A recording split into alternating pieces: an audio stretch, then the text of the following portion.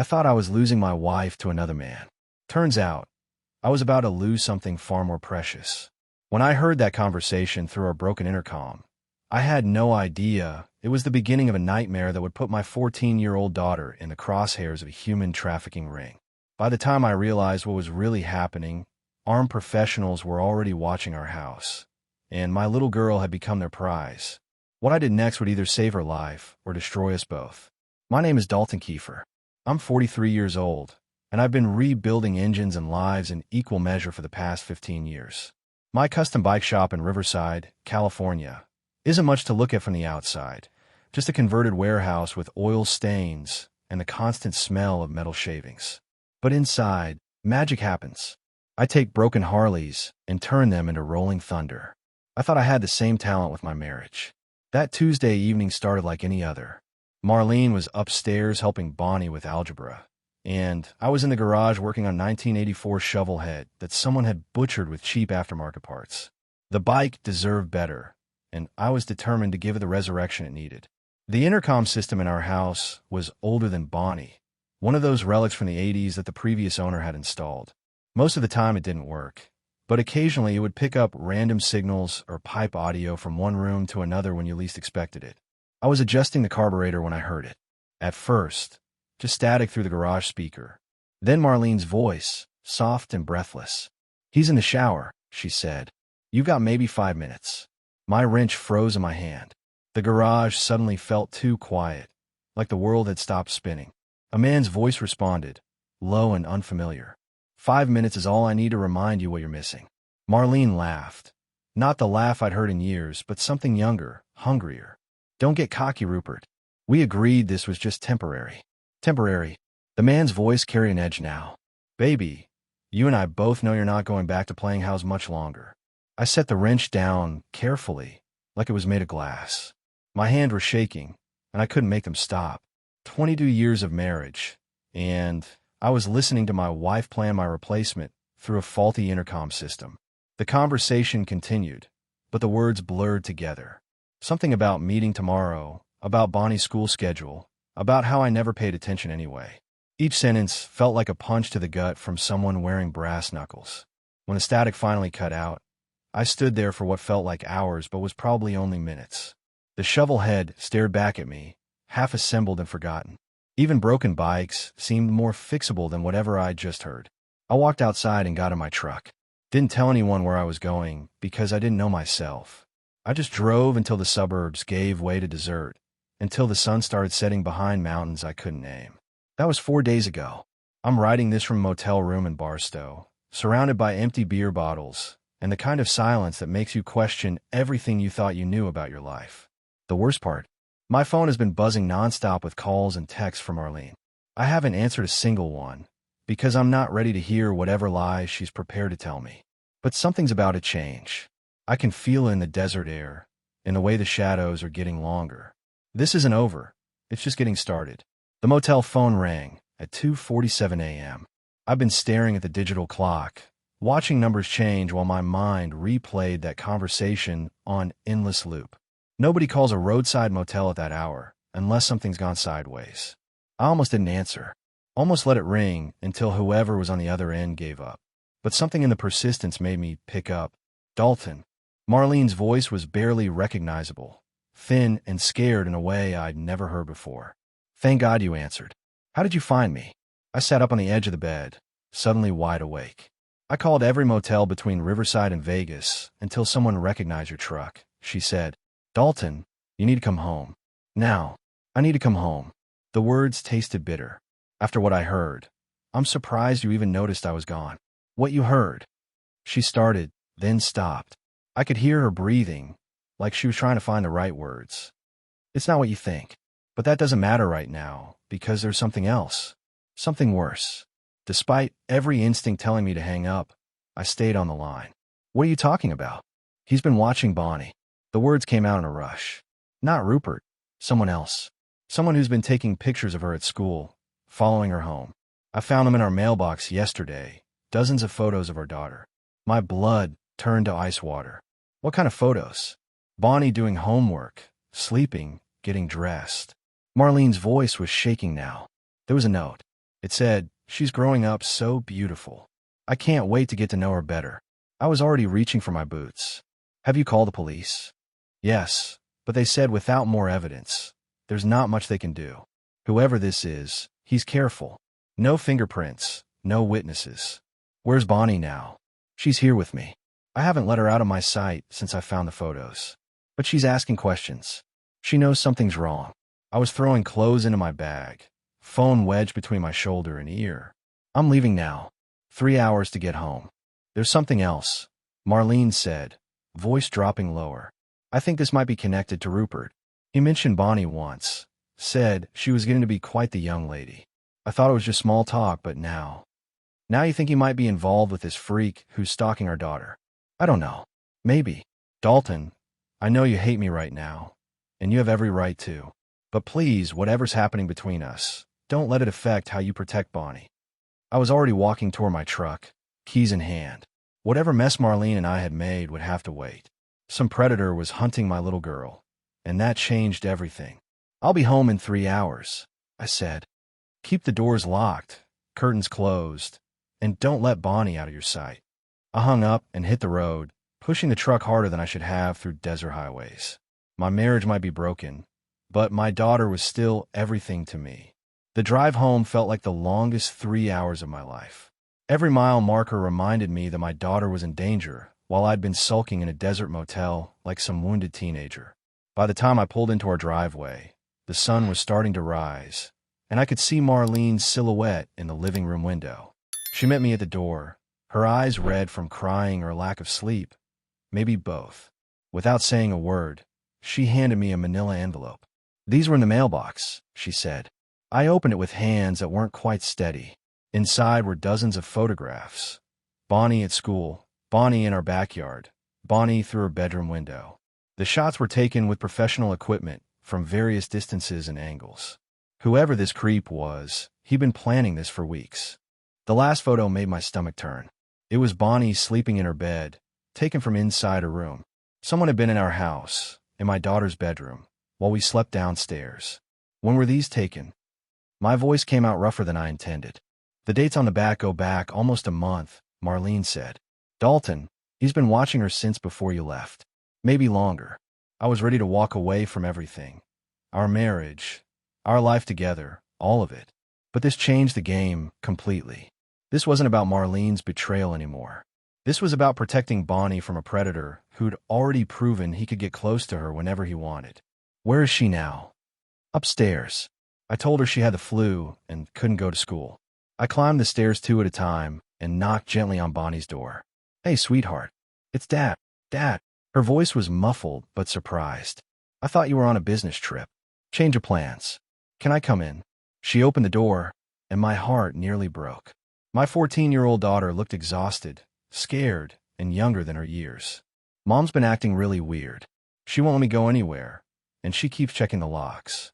I sat on the edge of her bed, choosing my words carefully. "There's been someone hanging around the neighborhood who shouldn't be here.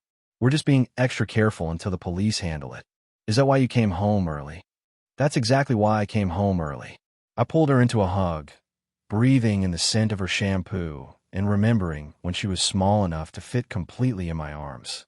"Nobody's going to hurt you, Bonnie. I promise you that." When I went back downstairs, Marlene was in the kitchen making coffee with shaking hands. "We need to talk about Rupert," I said. "And don't even think about lying to me again." Marlene set down the coffee pot and turned to face me. For the first time since I'd known her, she looked defeated. "Rupert and I met at the gym 6 months ago," she began. "He was charming, attentive, and I was feeling invisible in my own marriage. You were always in the garage, always working on someone else's bike instead of working on us. So you decided to work on him instead." She flinched but continued. "It started as just conversation, then coffee, then..." She trailed off. "Then what, Marlene?" "Finish the sentence." "Then he started asking questions about Bonnie. How old she was, what school she went to, what her interests were. I thought he was just trying to understand my life, but now you think he was gathering intelligence for his sick friend. I don't know. Maybe. He always seemed particularly interested when I mentioned Bonnie's schedule, her after-school activities." Marlene's voice was getting smaller. "God, Dalton, what if I led them right to our daughter? I wanted to rage at her, to let loose all the anger and betrayal I'd been carrying. But looking at her now, seeing the genuine terror in her eyes, I realized she was already punishing herself worse than I ever could. Where does Rupert live? I don't know his address. We always met at neutral places. Phone number. He always called me from different numbers. Said he had work phones and personal phones. I walked to the window and peered through the blinds. The street looked normal, but after seeing those photos, I knew normal was an illusion. What does he do for work? He said he was in security consulting, private clients, confidential contracts. Marlene joined me at the window. Dalton, what if he's some kind of professional? What if this isn't random? Before I could answer, my phone buzzed with a text from an unknown number. Your daughter has such beautiful hair. I wonder how it would look spread across my pillow. I showed Marlene the message. Her face went white. That's not Rupert's writing style, she whispered. He's more sophisticated in his language. Another text arrived. Tell your husband that running away won't save her. I know where she is every minute of every day. My hands were shaking as I typed back. Who is this? The response came immediately. A friend of Rupert's. Someone who appreciates young beauty. Someone who's been very patient, but is running out of patience. I grabbed my jacket and keys. I'm going to the police station. Real cops this time, not just a phone call. What about Bonnie? Lock the doors. Don't let anyone in except me. And Marlene. I stopped at the door. If I find out you're still hiding something from me, something that puts our daughter at risk, I'll never forgive you. The look in her eyes told me she already knew that forgiveness was a luxury we might not be able to afford. Detective Sarah Walsh looked like she'd seen everything the world had to offer and wasn't impressed by any of it. She examined the photographs spread across her desk with the methodical attention of someone who dealt with predators for a living. These were taken with professional equipment, Walsh said, pointing to the technical quality of the shots. Long-range telephoto lens, probably worth more than most people's cars. This isn't some amateur with a cell phone. What does that tell you? I asked. It tells me whoever's doing this has resources and experience. The angles, the timing, the way he got inside your house without triggering alarms. This person knows what they're doing. She picked up a photo of Bonnie sleeping. This one was taken from about 8 feet away, probably around 2 a.m., based on the lighting. He spent time in your daughter's room, Mr. Kiefer. Long enough to frame the shot perfectly. My hands clenched into fists. So what do we do about it? First, we dust your daughter's room for prints.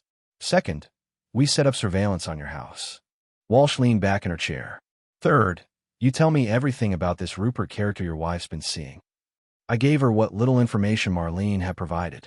Walsh took notes, occasionally asking clarifying questions that made it clear she didn't believe we were getting the whole story either. Here's what doesn't add up, she said. Your wife claims she doesn't know Rupert's address or real phone number, but she's been having an affair with him for 6 months. That level of operational security suggests he's either military, law enforcement, or criminal. Which do you think? Given the sophistication of this stalking operation, I'm leaning toward criminal. She gathered the photos into a neat stack. We'll run facial recognition on these images, see if our photographer shows up in any databases. How long will that take? Could be hours, could be days. In the meantime, I want her family to stay together. Don't let your daughter go anywhere alone, and consider staying somewhere else until we catch this guy. I shook my head. I'm not running from my own house. Mr. Kiefer, this person has already demonstrated he can get inside your home whenever he wants. Staying there is like painting a target on your family. Then maybe it's time to set a trap. Walsh's expression sharpened. What kind of trap? The kind where the hunter becomes the hunted. You want to catch this freak. Give him what he thinks he wants. Access to Bonnie. But this time, I'll be waiting for him. Absolutely not. We don't use children as bait. We're not using her as bait. We're using the appearance of opportunity while keeping her completely safe. I leaned forward in my chair. This guy's been watching our patterns for weeks. He knows our routines. What if we fake a routine that puts him in a position where you can grab him? Walsh considered this for a long moment. Tell me more. The plan was simple, which made it dangerous. Simple plans had fewer variables, but they also had fewer fallbacks when things went sideways. And with my daughter's safety on the line, I couldn't afford for things to go sideways. Marlene would take Bonnie to her sister's house in San Diego for the weekend, making a big show of packing bags and discussing their girl's trip where neighbors could overhear. Meanwhile, I'd stay home alone, creating the appearance that Bonnie would be returning Sunday evening. Detective Walsh would position unmarked units around the neighborhood, and I'd be armed and ready inside the house. When our stalker came calling, and Walsh was confident he would, we'd be waiting for him. What if he doesn't take the bait? Marlene asked as she loaded suitcases into her car. Then we try something else, I said. But guys like this, they can't resist what they think is an easy opportunity. He's been patient so far, but patience has limits. Bonnie came out of the house, carrying her overnight bag, looking confused and scared. Dad, why can't you come with us? Someone needs to stay here and handle some business, sweetheart. But you're going to have fun with Aunt Linda.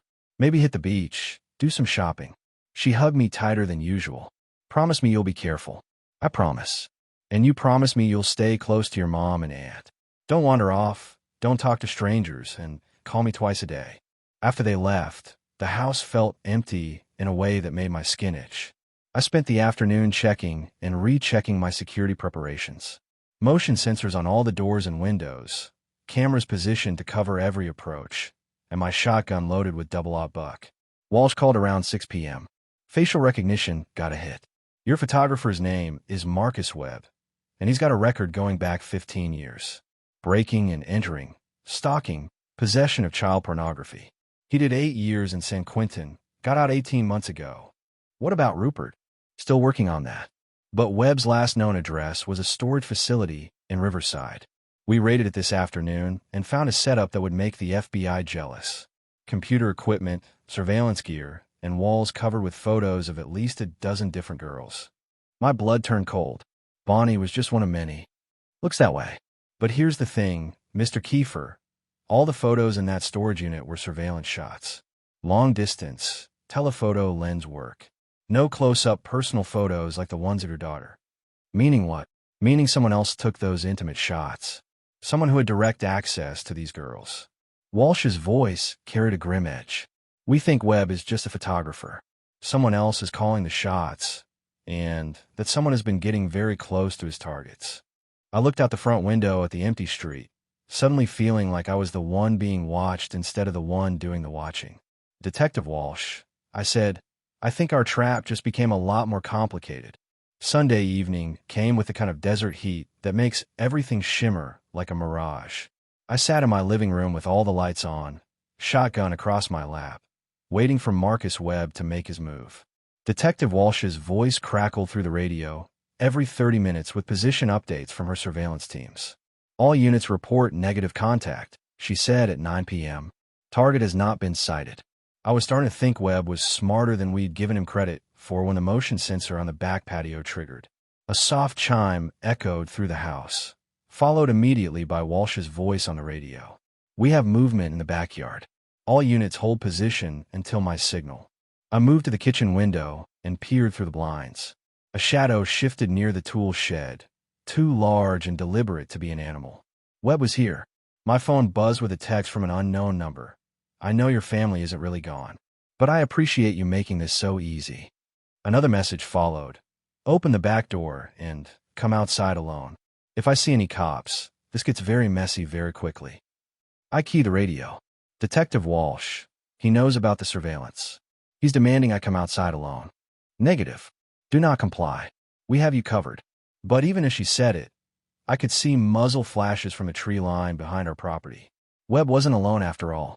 He'd brought backup, and they were engaging Walsh's units with automatic weapons. The radio exploded with chatter. Shots fired. Shots fired. We have multiple hostiles in the woods. Officer down. We need medical. Fall back to secondary positions. Webb's voice came through my phone via speaker call. Your police friends are a little busy right now, Dalton. But don't worry. This will all be over soon. Come outside, and nobody else has to get hurt. I chambered around in the shotgun and moved toward the back door. Walsh's plan had fallen apart. Her people were under fire, and I was on my own. Just like in the old days when I was building bikes and solving problems with my hands instead of committees and procedures. I'm coming out, I called toward the backyard. But I'm armed, and I'm not going quietly. I wouldn't expect anything less from Bonnie's father, Webb replied. She talks about you all the time, you know. How strong you are. How you fix everything that's broken. Too bad you can't fix this. I stepped onto the patio, shotgun ready, scanning the shadows for movement. The gunfire from the woods was sporadic now, suggesting Walsh's people were either dead or pinned down. Where is she? I shouted into the darkness. Safe and sound. For now. Webb's voice seemed to come from multiple directions at once. But her safety depends entirely on your cooperation. What do you want? I want you to understand that this was never about your wife's little affair. That was just foreplay. This is about your daughter, and what certain people are willing to pay for access to a girl like her. The words hit me like physical blows. This wasn't just stalking. It was human trafficking, and Bonnie was the prize.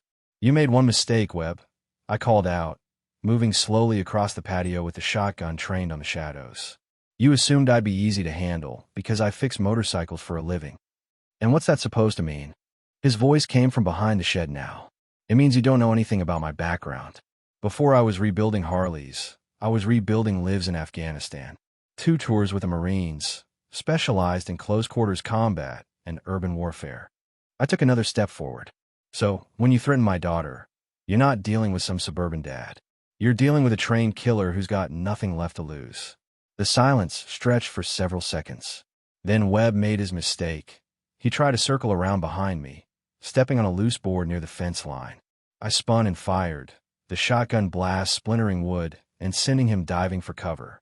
Strike 1, I called out, pumping another round into the chamber. You can't hit what you can't see. Webb's voice was less confident now, coming from somewhere near the garage. I don't need to see you to flush you out. I fired 2 more rounds in rapid succession, 1 high and 1 low, forcing him to move again. The muzzle flashes revealed his position behind my motorcycle trailer. I moved fast, using the patio furniture as cover while I closed the distance. Webb panicked and broke from cover, running toward the back fence with a pistol in his hand.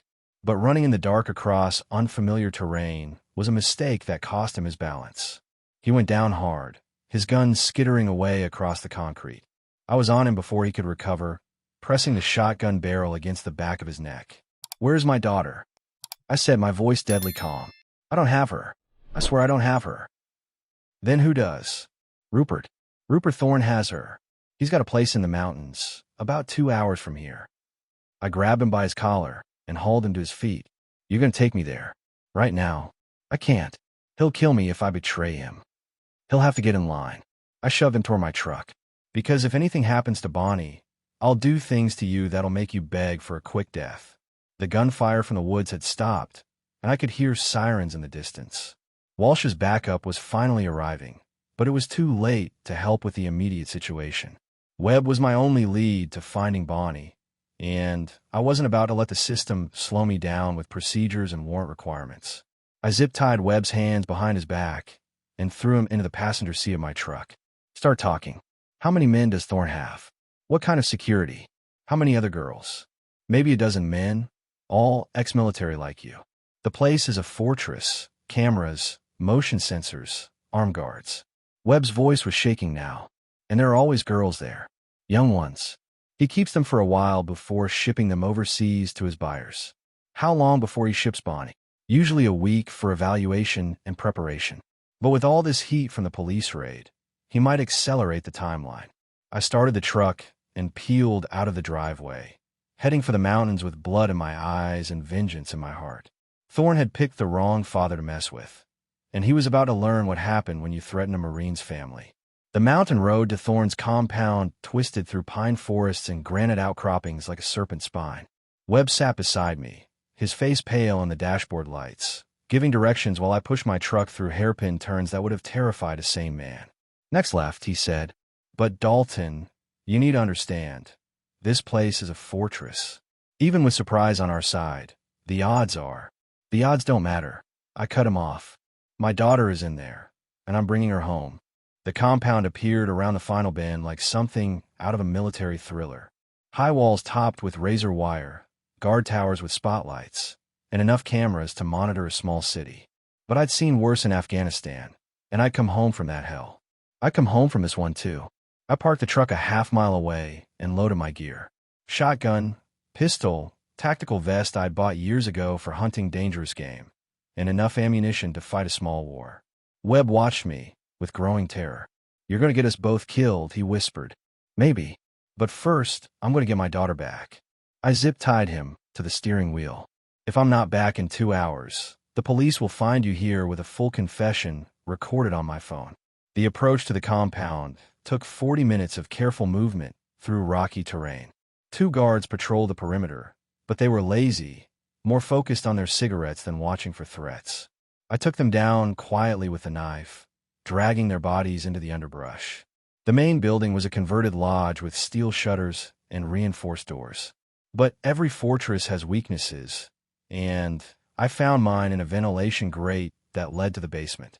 The space was cramped and dark, but it got me inside without triggering alarms. I could hear voices from upstairs, Thorne giving orders to his men, preparing for something that sounded like an imminent departure. They were moving the operation, which meant time was running out. The basement level revealed the true horror of the place. Steel-reinforced doors with viewing slots, each one a prison cell. Behind a first door, I found 3 girls who couldn't have been older than 16, huddled together in terror. "Where's Bonnie?" I whispered. "Bonnie Kiefer." One of them pointed toward the end of the hallway. "The new girl. He keeps the new ones separate until he decides what to do with them." I moved down the corridor, checking each cell until I found her. Bonnie was sitting on a narrow cot, still wearing her school clothes, but alive and unharmed. When she saw me through the viewing slot, her eyes filled with tears. "Dad," she whispered, "I'm getting you out of here, sweetheart. All of you."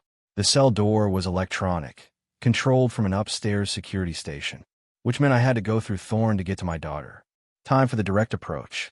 I climbed the stairs with my shotgun ready, moving like the Marine I used to be. The main floor of the lodge was decorated like some sick parody of a hunting cabin.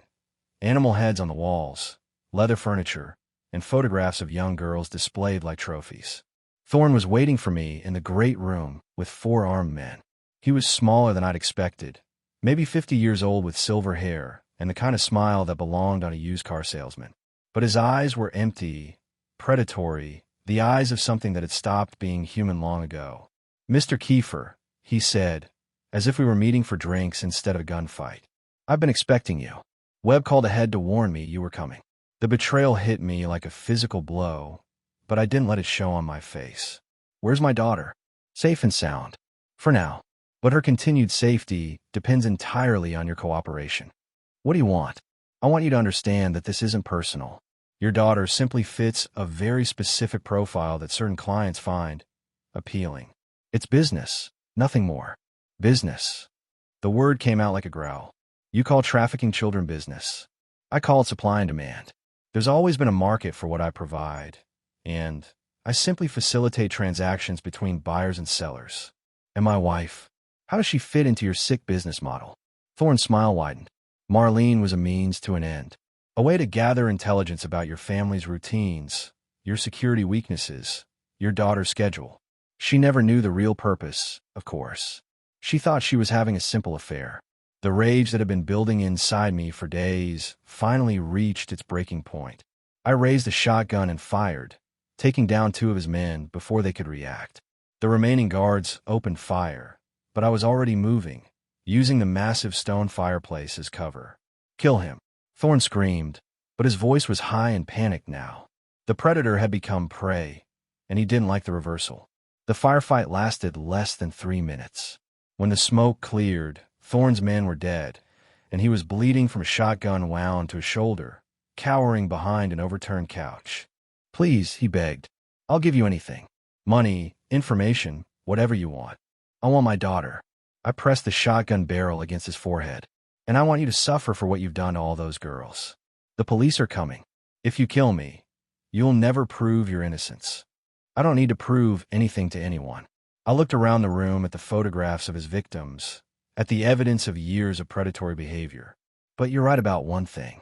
The police are coming, and they're going to find enough evidence here to put away your entire network." I zip-tied Thorne to a chair and went to free the girls. Bonnie ran into my arms like she had when she was small, and for a moment, the world felt right again. 6 months later, Thorne was serving life without parole in a federal prison. His trafficking network had been dismantled, and 14 girls had been reunited with their families. Marlene and I were in counseling, trying to rebuild a marriage that had been shattered by lies and betrayal. But every night when I tucked Bonnie into bed, when I saw her safe and happy in her own room, I knew that everything I'd done had been worth it. Because sometimes, being a father means being willing to walk through hell to bring your children home.